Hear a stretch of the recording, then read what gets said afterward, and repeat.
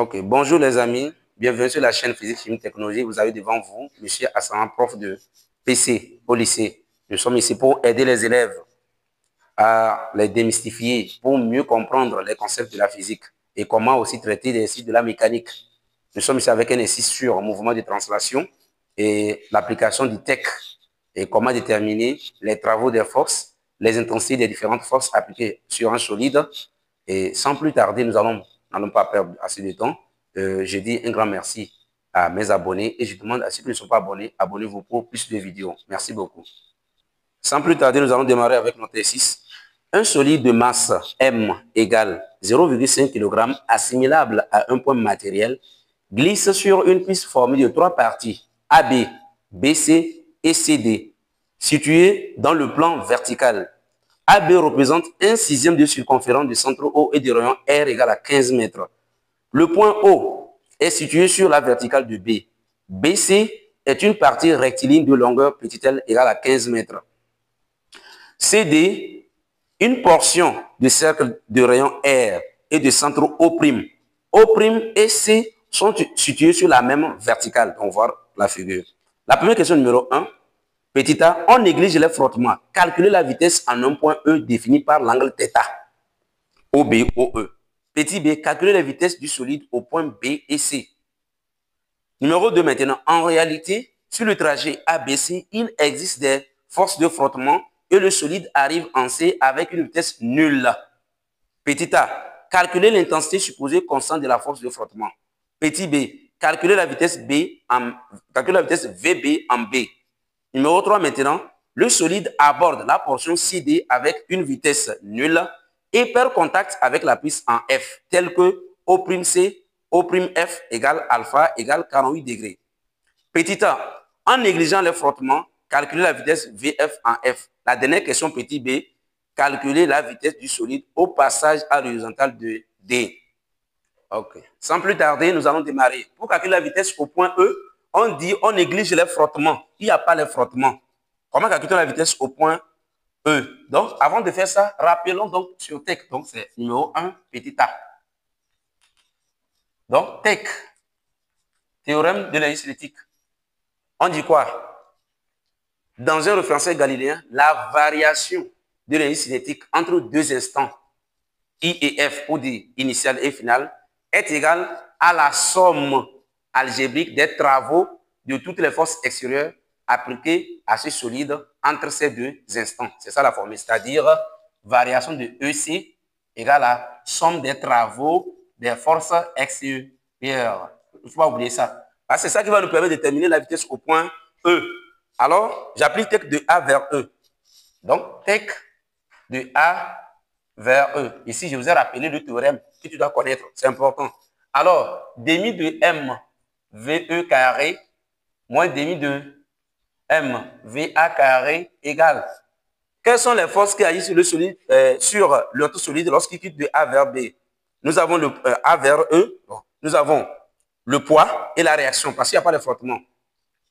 Ça fait travail du poids de A vers E plus travail de R, la réaction de A vers E également. Mais la réaction R, elle est perpendiculaire donc au déplacement, donc travail égal à 0. Ici, le solide quitte en an sans vitesse initiale. 0 également aussi. Donc il va rester quoi? Demi de M VE carré est égal à quoi? Le travail du poids, MGH, parce que le solide descend. Ou donc MGH, quand vous regardez maintenant, on peut simplifier. Donc, nous allons simplifier les masses. Quand vous regardez, lorsque vous ramenez, vous multipliez par 2, vous divisez par M. Vous divisez M là, les M partent. Finalement, VE carré est égal à 2GH. OK. On va déterminer la hauteur H. H égale, voilà. Avec notre matériel, nous allons déterminer la hauteur. On va faire une projection. Donc, de hauteur, c'est quoi? C'est la dénivellation. Donc, on fait ceci. Et on fait également ça là aussi. Donc, c'est ça, l'écart entre le point A et E. Donc, nous allons mettre le point I ici, le point H là-bas. Donc, je ne sais pas du tout à nommer ça. Alors, pour déterminer cette hauteur petit h que nous avons ici, je dois faire OH moins OI. Voilà. Pour trouver OH, c'est dans quel triangle? C'est dans le triangle OEH, rectangle en H, qu'on a la distance OH dans ce triangle-là. OEH. Donc, c'est le côté adjacent à l'angle θ. J'applique cosinus. Cosinus θ égale à quoi? Côté, donc cosinus θ, ça fait quoi? Côté adjacent sur l'hypoténuse. L'hypoténuse, c'est OE qui est le rayon en même temps. Donc, nous avons, c'est le rayon. Donc, on a ça. Alors, ça veut dire que ça fait R cosinus θ. Moi, maintenant, OI, c'est dans le triangle OAI, rectangle en I, mais l'angle θ 0. L'angle θ 0, donc ça c'est égal à quoi? D'abord, si ça fait, c'est le côté adjacent également, R cosinus θ 0. Alors, la hauteur H égale à quoi? R facteur de quoi? Cosinus θ moins cosinus θ 0. Ok, suivez très bien. Je vais revenir pour rappeler quelque chose. θ, on dit que quoi? AB représente 1/6 de circonférence. Ça signifie quoi? Ça veut dire que pour trouver θ 0, je dois faire quoi? Ça fait, je dois faire 2π. Circonférence, quand on dit circonférence, c'est tout le cercle, ça fait 2π. Parce que pi, ça fait 180 degrés. Puis ça fait 180. 2 fois 180, ça fait 300. Donc, ça fait un cercle fois 1/6. Quand vous calculez ça, vous aurez donc pi tiers. Pi tiers signifie son degré. Pi tiers, c'est en radian. Son degré, c'est en degré, ça. Voilà. Donc, vous avez les deux possibilités là.